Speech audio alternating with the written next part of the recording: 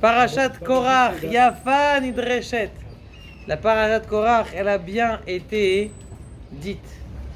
Ça veut dire quoi, Yafa Nidreshet? Elle a bien été expliquée. Enfin, pourquoi s'il y a des parachiotes qui ne sont pas bien expliqués? Pourquoi est-ce qu'on dit Yafa Nidreshet? Il y avait une fois un villageois, et il arrive à la ville. Et il dit, ouais, c'est bien ici, il y a des voitures qui s'arrêtent, des voitures qui reprennent, il y a des voitures qui... les gens ils s'arrêtent, ils sont bien disciplinés ici. Ils sont bien disciplinés. Alors il dit, c'est extraordinaire, où vous avez appris ça? À l'école, vous avez appris qu'il faut s'arrêter, qu'il faut reprendre les voitures? Il dit, non, il n'y a pas de problème, vous savez ce qu'il y a? Il y a un feu rouge. Le feu rouge dit, quand c'est rouge, tu t'arrêtes.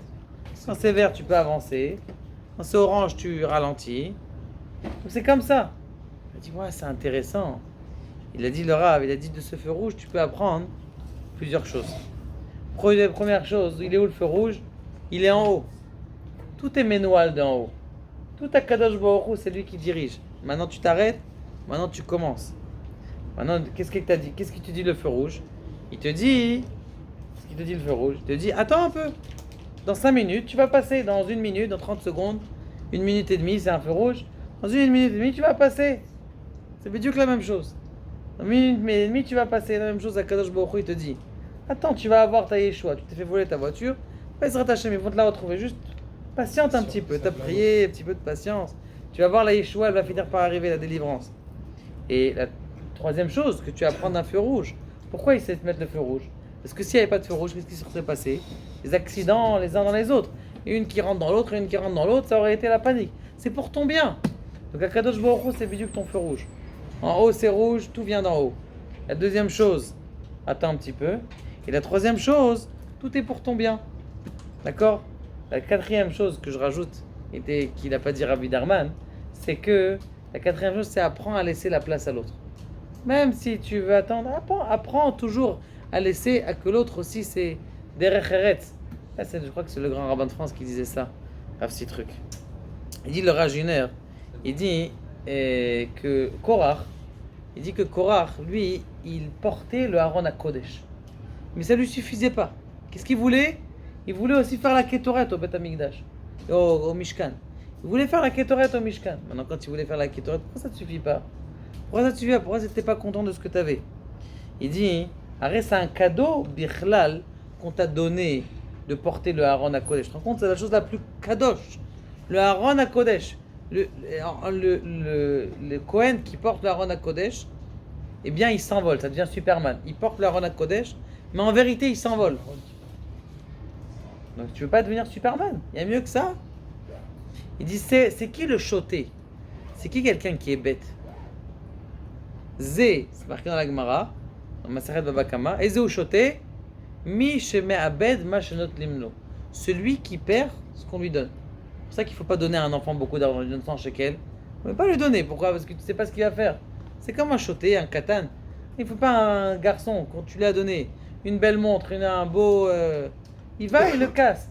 C'est bien que la même chose. C'est qui un choté? C'est quelqu'un, on t'a donné quelque chose. On t'a donné des bonnes aptitudes dans ta vie. On t'a donné de la simcha dans ta vie.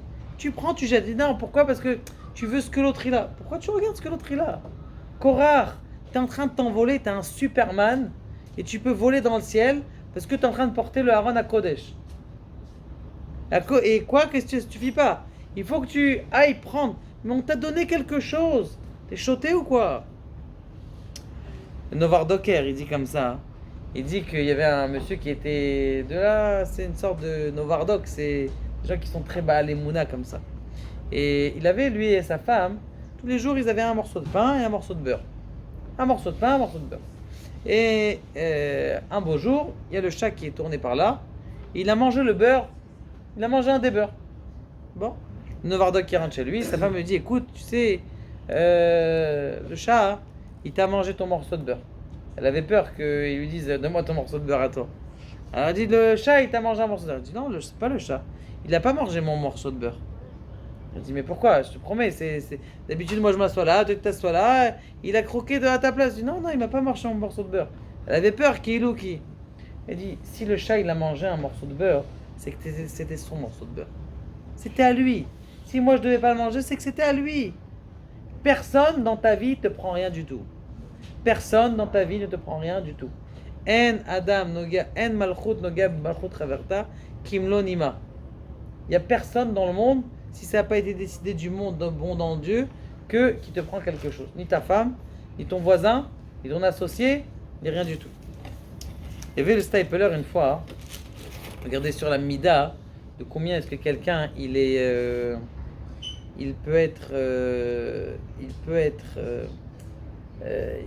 quand il est mévater, il peut gagner. Quand il fait concession, il peut gagner.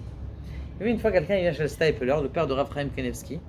Il vient le voir, il lui dit comment tu t'appelles. Et le personne qui est venu, le Rosh Kolel qui est venu chez lui, il a écrit un quel est Yaakov. Bon, le Stapler il lui pose la question comment tu t'appelles. Il a dit Yankele. Alors il lui repose la question, il dit comment tu t'appelles. Alors il lui réécrit encore Yankele. Alors il lui dit mais pourquoi sur ton front il y a marqué Shlomo. Le père de Rav Kanevsky, il avait vu sur le front de la personne, il y a marqué Shlomo. Il y avait Yaakov et Shlomo. Alors Shlomo Yaakov. Alors il lui a dit je sais pas, il dit regarde je vais te raconter une histoire, tu me dis c'est ça. Il dit c'est comme tu sais Stapler, j'ai un kollel et donc je ramasse de l'argent pour le kollel. Une fois j'étais en Amérique. J'arrive en Amérique et j'ai parlé au président comme quoi je ramasse de l'argent et tout ça. Il m'a pas pris en bribe, il a dit qu'est-ce que ce truc, va travailler, Il s'est levé devant la communauté, le président, il a dit vous donnez rien à ce kollel-là. Vous donnez rien. Donc il allait à droite, à gauche, chaque fois il tapait à la porte. Tout le monde il avait dit que il n'avait rien. Et donc j'ai rien. Ce que j'ai décidé d'aller dans la ville d'à côté. Il arrive dans la ville d'à côté, il voit un monsieur qui est très gentil et il lui dit voilà je te fais un chèque de $5,000.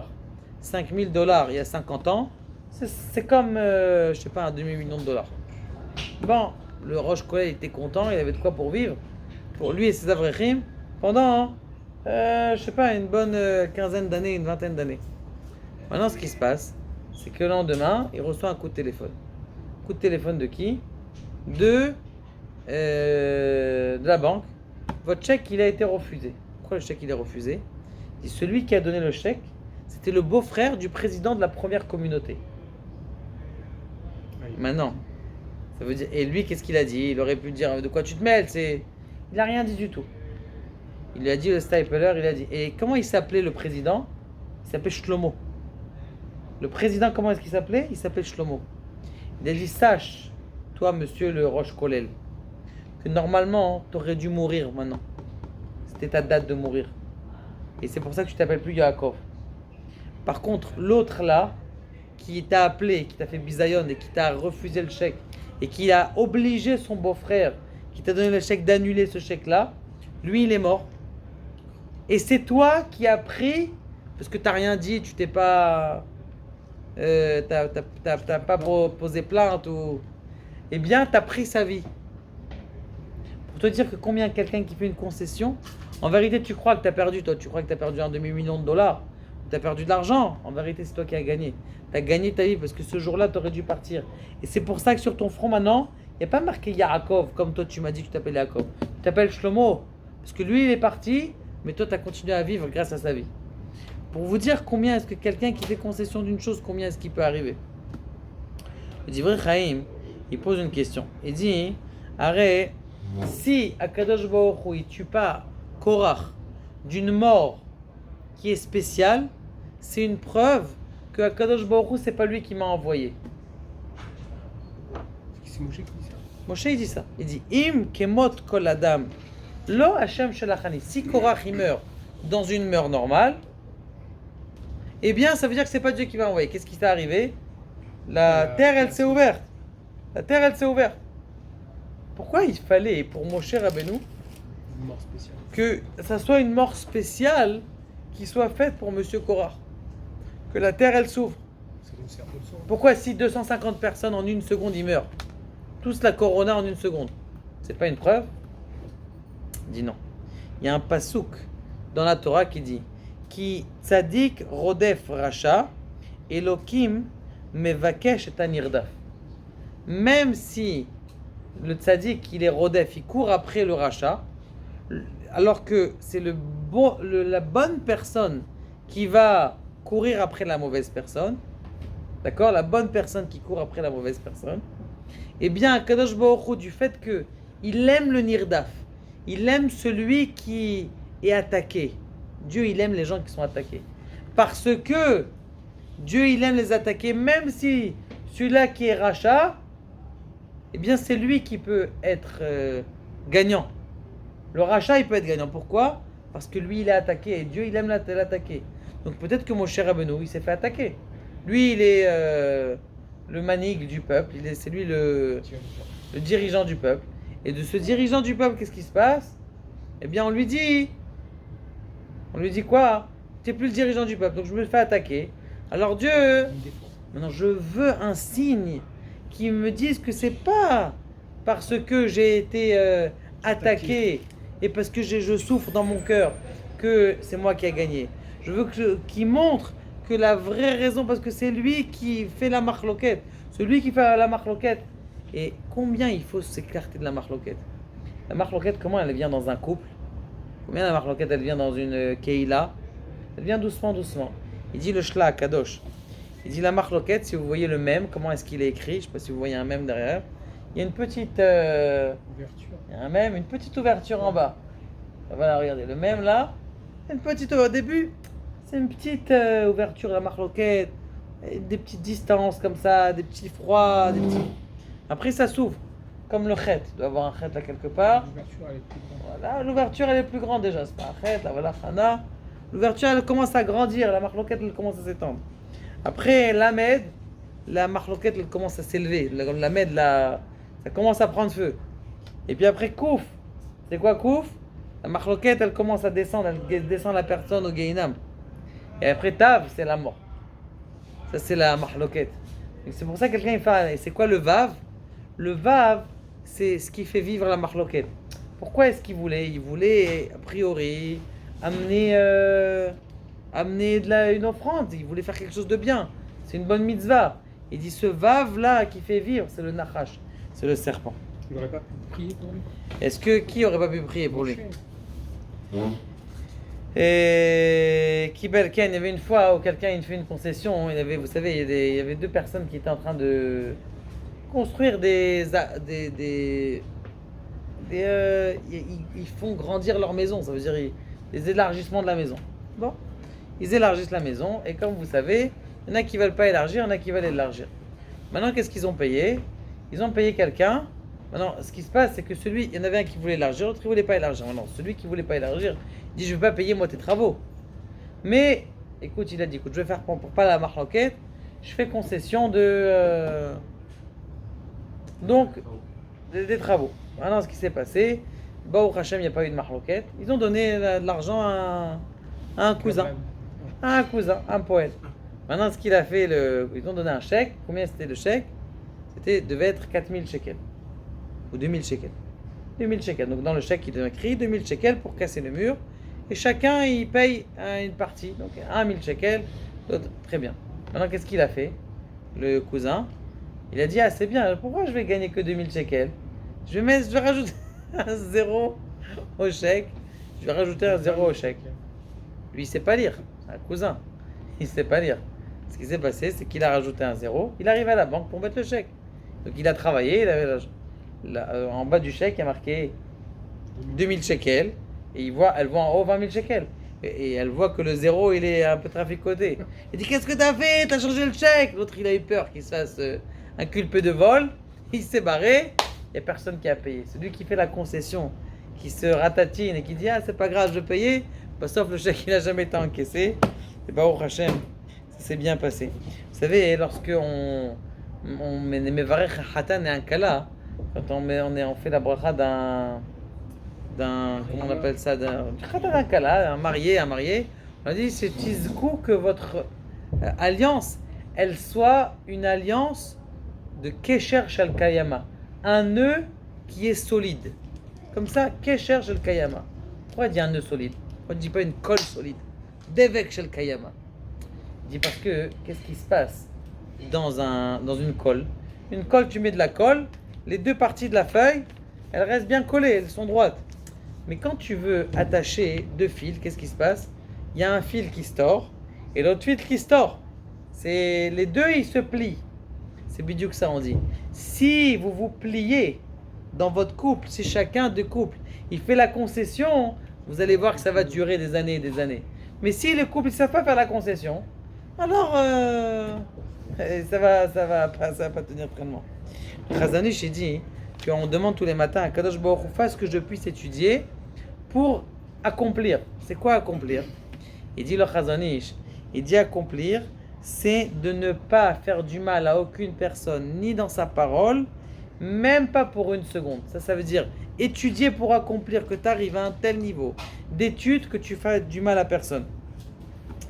Et une dernière histoire, et il dit le Rabbi Yehuda Ashkenazi, il dit que quelqu'un qui fait du bien à une autre personne, quelqu'un qui fait du bien à une autre personne, il le met bien dans son cœur. Vous savez que dans la paracha de Korach, c'est marqué que ils ont pas demandé à Aaron d'aller chercher, parce que chacun ils ont amené leur pelle. Maintenant ces pelles là en or, ils les ont pris après, et ils ont recouvert le misbéach de ça. Donc qui est-ce qui a pris toutes ces pelles? Moshe Rabbeinu il dit à Elazar, le fils de Aaron, va ramasser les pelles.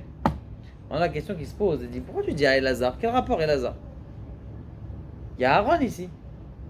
Pourquoi est-ce qu'il ne dit pas à Aaron d'aller chercher les pelles? Alors, première raison, parce que Aaron, il n'était pas dans l'histoire. Lui, Aaron, Oev Shalom, Verodev Shalom. Dès qu'il voyait une marloquette, il se sauvait déjà. Il était déjà parti, il n'était pas là, lui. Il n'était pas là. Moshe Rabbeinu, je ne connais pas. Et en plus de deux choses, c'est lui qui était. Il voulait aussi être Kohen Gadol. Il ne voulait pas être Moshe Rabbeinu. Il voulait être Kohen Gadol. Donc il a dit, moi, je ne vais pas me mêler. Parce qu'ils vont dire que j'ai un intérêt. Maintenant, il dit comme ça. Il dit non. Il dit, tu sais pourquoi est-ce qu'il a demandé à Elazar? Parce que s'il demande à Aaron, ceux qui vont relire après dans la Torah les 250 personnes qui ont été brûlées, eh bien, ils vont dire, regarde, c'est Aaron qui a pris la place. Aaron qui a pris la place, c'est lui qui a ramassé nos pelles. Genre, il a gagné. Il a gagné. Pour pas leur faire mal dans ce sentiment intérieur de genre celui qui allait perdre sa place il a gagné. Alors pour pas perdre ce sentiment là, qu'est-ce qu'on dit? On dit on va demander à Elazar de ramasser les pelles et pas à Aaron HaKohen. Attends, j'ai pas compris. Là t'es en train, c'est des Rechaim Gmurim, d'accord? Et tu penses à ces sentiments de monsieur, que ce sentiment, il va avoir un mauvais sentiment, que celui qui est censé être en place, c'est lui qui prend les pelles. La Gemara, elle dit, pourquoi est-ce que celui qui vole une vache, il paye 5 fois la vache, alors que celui qui paye un petit agneau, il paye combien? 2 fois. 4 fois. Pourquoi 4 fois? Pourquoi un c'est 4 fois, un petit agneau c'est 4 fois et une vache 5 fois? Elle dit parce que quand il a volé l'agneau, il a eu honte. Parce qu'il portait sur le dos. Donc il avait eu honte. Il a déjà pris sa paye, sa peine. Il a pris sa peine parce qu'il a porté déjà sur le dos. Il a eu honte dans la rue qu'il dit celui-là c'est un voleur. C'est pour ça qu'il paye que 4 fois. Alors que la vache, il n'a pas eu honte parce qu'il a traîné. Il la paye 5 fois. Mais c'est un voleur. C'est un voleur, tu es en train de sentir ses sentiments. Combien est-ce qu'à Kadosh Baruch Hu, même le plus grand des pécheurs, le voleur ou celui qui va être contre Moshe Rabbeinu, eh bien il fait attention à ses sentiments. Il dit le Rav Yehuda Ashkenazi, il dit que celui qui fait attention à faire des bons sentiments à une personne, eh bien cette personne-là qui a des bons sentiments avec Akadosh Baruch Hu, avec l'homme, c'est comme s'il lisait 1000 fois Nishmat Kol Chai. Combien est-ce qu'on doit faire attention aux sentiments des autres? Et c'est pour ça qu'on dit que cette paracha Yafa Nidreshet. Parce qu'en général, la Torah, elle n'est pas censée nous dire les problèmes de marloquette. Mais c'est bien, c'est des parachiotes qui sont à la et maaseh. C'est pour ça qu'on dit Yafa Nidreshet. La Torah, elle aime bien parler de mitzvot. Elle aime bien parler de choses qui sont en rapport avec Akadosh Baruch Hu. Là, c'est une paracha qui est tout ben Adam la Havero. Un homme et son ami. Hein, c'est pour ça qu'on dit Yafa Nidreshet. Yafa Nidreshet, ça veut dire que elle te met en garde. Attention, il y a des choses qui sont très attention. Il y a des kavim adoumim. Donc c'est des choses qui sont à la khalema. C'est comme c'est des choses qui sont à la khalema. C'est la raison pour laquelle le Rashi il a dit qu'elle est bien été dite dans le Midrash. Baruch Adonai le'olam. Amen. Amen. Messieurs.